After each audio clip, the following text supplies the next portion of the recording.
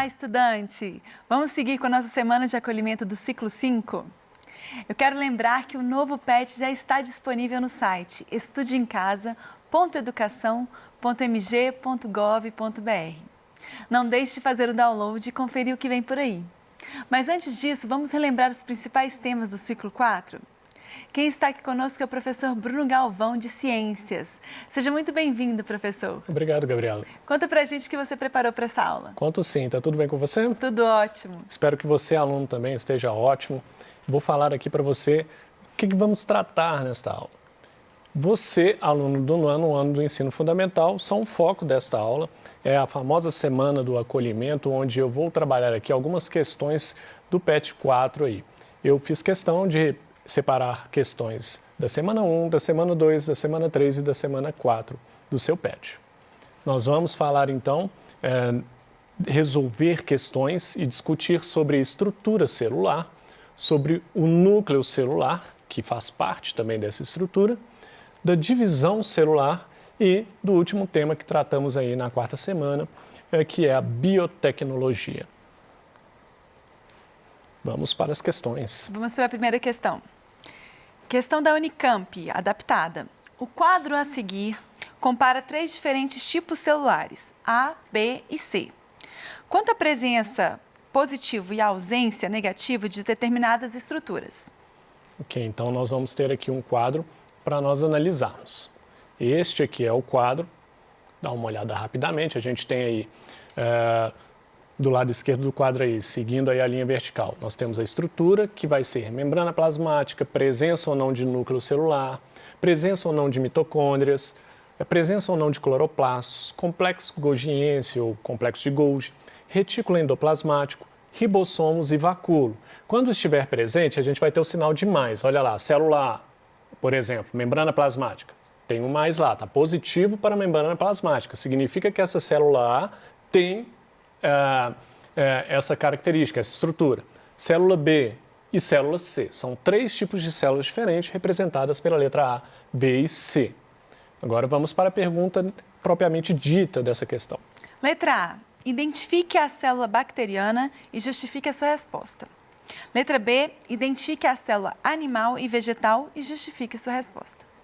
Bom, então basicamente a gente precisa de avaliar esse quadro, olhar essas estruturas ali que estão presentes na célula A, B e C e juntando essas duas perguntas, Gabriela, o que nós temos que descobrir é qual que é uma célula procarionte, qual que é uma célula vegetal e qual que é uma célula animal. Vamos tentar fazer isso aqui. Mais do que tentar é bom conseguir, né? Bom, então vamos avaliar aqui a estrutura primeiro da célula A apenas. Olha aí, célula A ela é positiva para a membrana plasmática. Tudo bem, a célula B também é, C, nada de muito diferente. Então sabemos que essa célula tem membrana plasmática, ela não tem núcleo celular. Célula A não tem núcleo celular. Só com essa informação aqui já dava para praticamente resolver essa questão mesmo. Mas vamos continuar avaliando. Então vamos lá, ela não tem núcleo celular. Essa célula não tem mitocôndrias, não tem cloroplasto, não tem complexo de Golgi, não tem retículo endoplasmático. Uma coisinha que ela tem além da membrana aqui, o ribossomos, né? Ainda bem que tem alguma coisinha nessa célula. E vacúolo ela também não tem. Olha, de imediato eu já penso nessa célula da seguinte forma. Célula que não tem núcleo bem definido, ou seja, não tem membrana nuclear, significa que esse DNA dela, esse material genético, deve estar solto dentro dessa célula. Isso é uma característica fortíssima de células procariontes, né? Então, as células procariontes, de primitivo, e cariontes de carioteca. Carioteca é a membrana que envolve o núcleo e que permite, então, que a célula tenha núcleo. Ela é procarionte, ela antes de existir o núcleo. Então, essa é a ideia aqui. Nós temos que a célula A, então, é uma célula procarionte, né? Pode ser aí uma bactéria.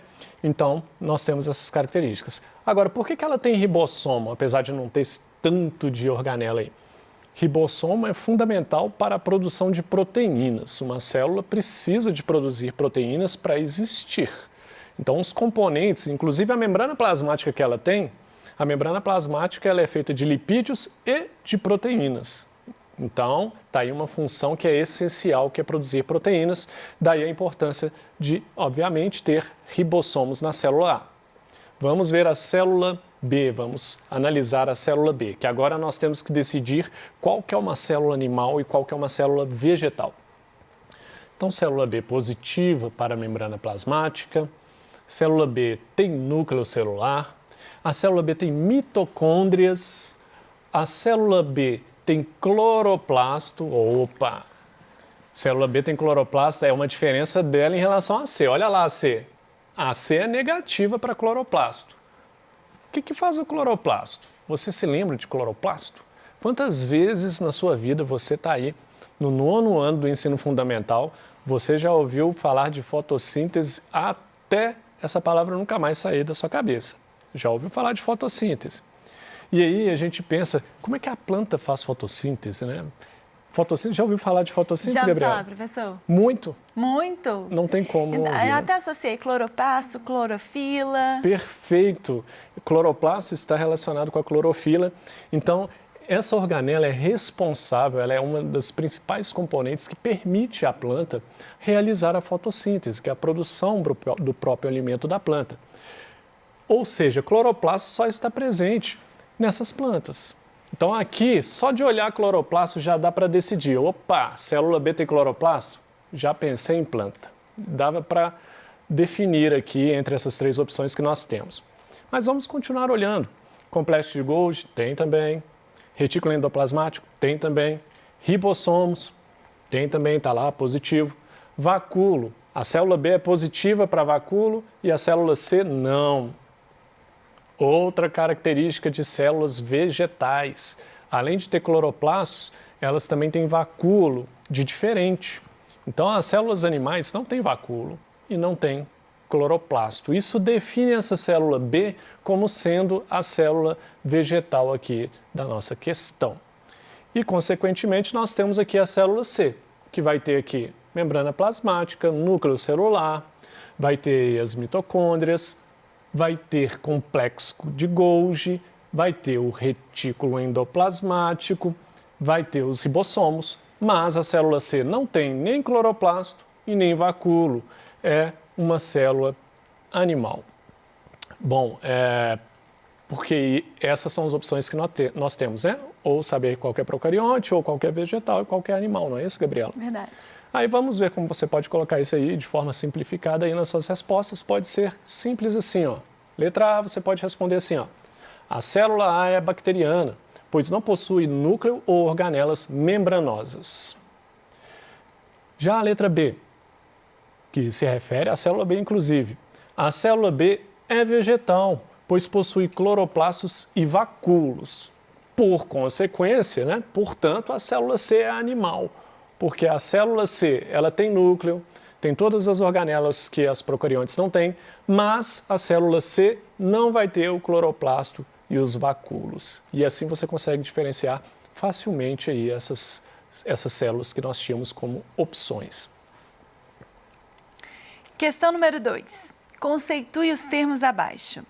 Letra A, cromatina. Letra B, RNA. Essa é uma questão que está na página 35, atividade 1. Muito bem. Vamos lá ver o que é cromatina e RNA. Ah, tem mais. Ah, tem mais. Nucleoplasma, material genético e nucleotídeo. Será que eu vou lembrar disso tudo? Cromatina, RNA, nucleoplasma, material genético e nucleotídeo. Bom, primeiro vamos pensar no DNA. O DNA, eu acho que também é muito comum, né, o uso desse termo, não é mesmo, Gabriela? Sim. DNA, a gente pensa em material genético humano, que carrega todas as nossas características, são códigos dentro de cada célula nossa que vão ter ali características como cor dos olhos, como o tipo de cabelo, várias características do nosso corpo aí vão estar ali contidas nesse código do nosso corpo.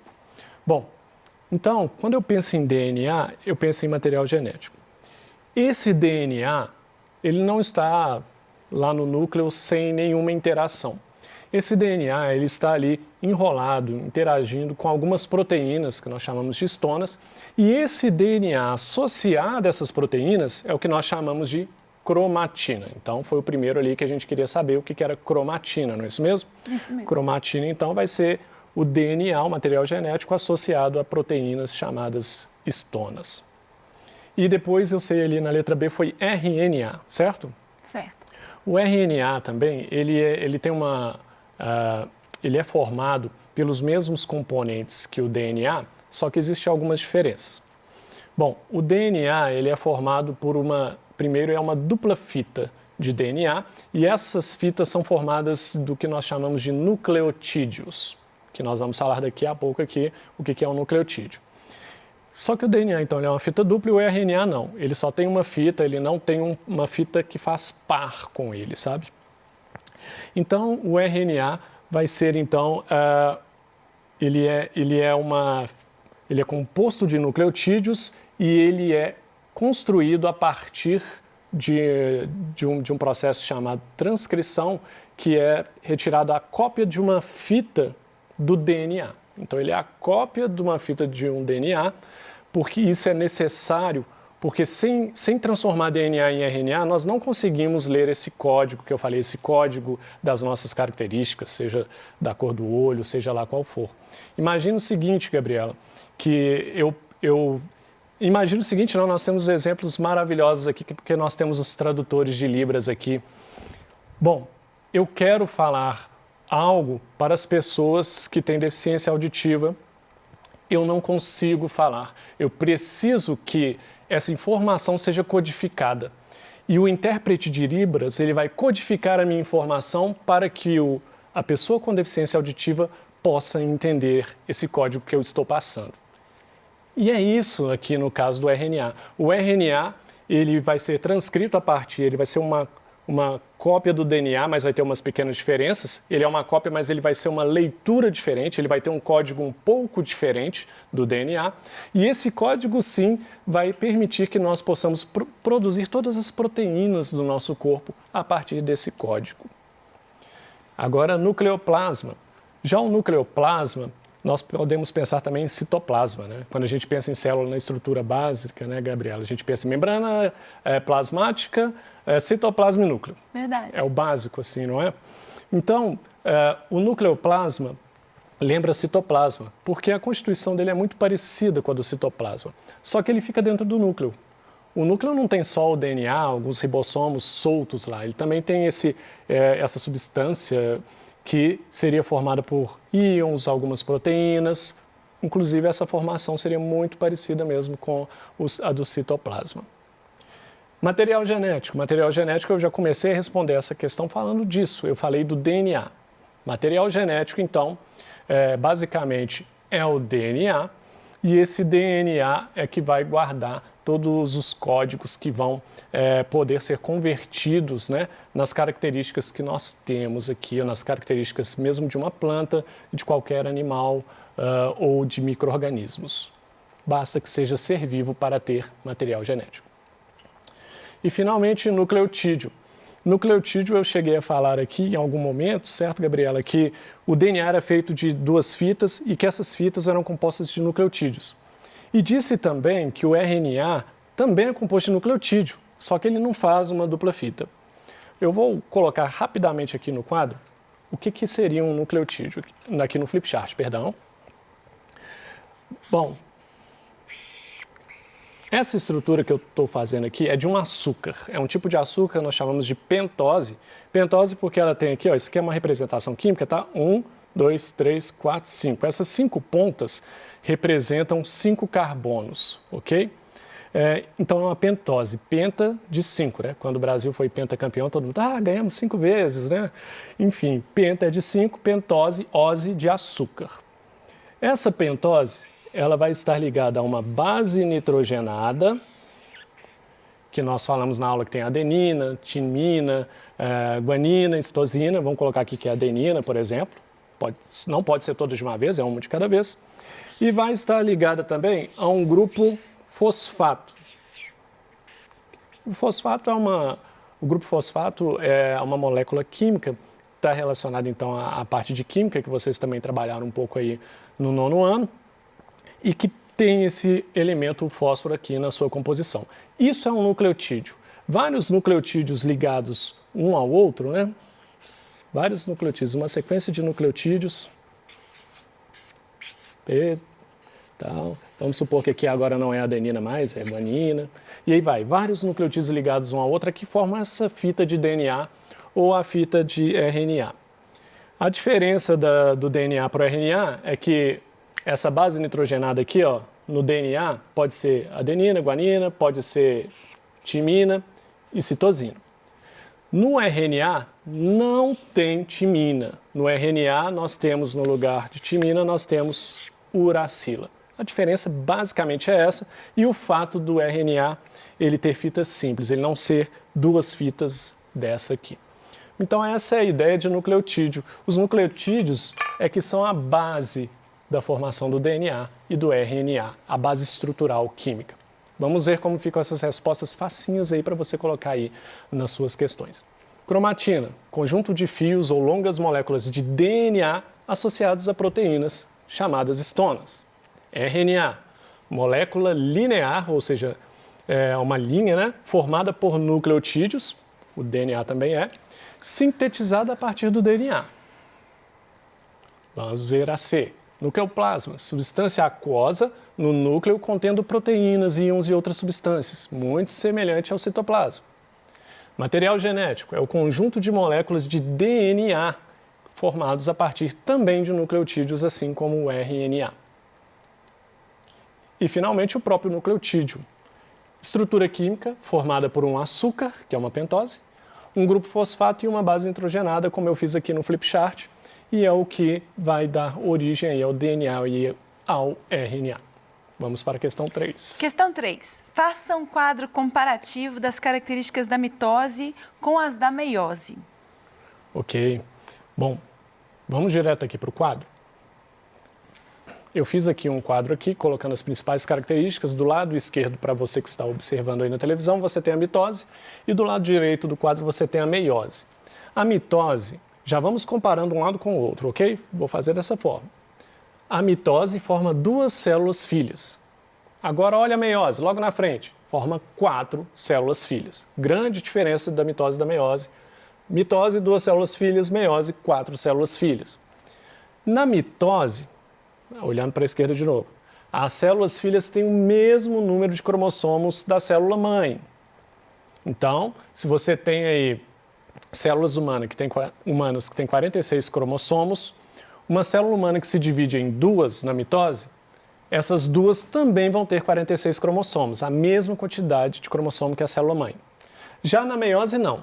As células filhas vão ter a metade do número de cromossomos. Então, se eu tenho 46 cromossomos e a célula sofre uma meiose, cada célula formada vão formar 4 células e cada uma vai ter apenas 23 cromossomos, ou seja, vai cair pela metade o número de cromossomos dessas células na meiose. Na mitose ocorre apenas uma divisão, enquanto na meiose ocorre 2 divisões. Na mitose, você vai dividir uma célula em duas, uma única vez e pronto, ali acabou. Já na meiose, primeiro uma célula divide em duas e cada uma dessas 2 células formadas se divide em 2 novamente. 2 vezes 2, 4. Você tem 4 células filhas no final, porque você tem 2 divisões sucessivas na meiose. E essa é a ideia do quadro comparativo. Espero que tenha sido claro lá na minha aula também. E, finalmente, a questão 4 da semana 4. Baseado no que você aprendeu sobre o tema de clonagem, faça um desenho explicando como funciona a clonagem reprodutiva. Bom, eu vou mostrar aqui um desenho pronto para você, que foi o desenho que eu usei na aula. E nesse desenho está mostrando aqui uma célula que foi retirado o núcleo dela. Acompanhe as setas pretas, por favor. Foi retirado o núcleo dessa célula. Aí acompanhando a seta aí, ó, depois de óvulo não fertilizado. Esse óvulo, ele vai ficar sem núcleo, você tirou o núcleo. Aí você vai pegar, do lado direito dessa figura, uma célula adulta.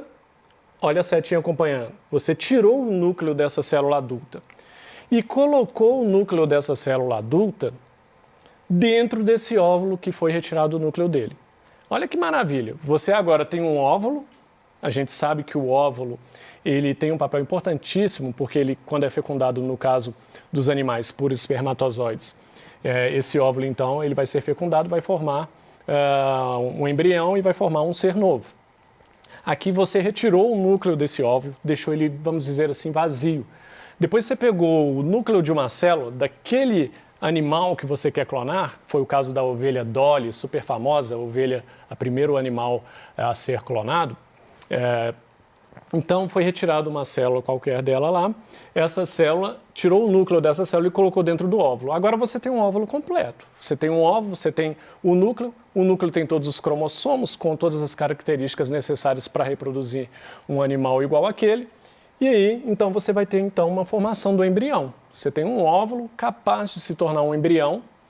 E aí você pega esse embrião, implanta no útero de uma ovelha que seria, vamos dizer assim, barriga de aluguel, né? Seria uma ovelha que serviria como mãe. E esse ser vivo novo, formado a partir dessa célula aí, que vai desenvolver nessa ovelha, vai ser a cópia idêntica daquele animal de onde você retirou o núcleo da célula para fazê-lo. É isso que eu queria falar com você hoje. No mais, desejo a você bons estudos.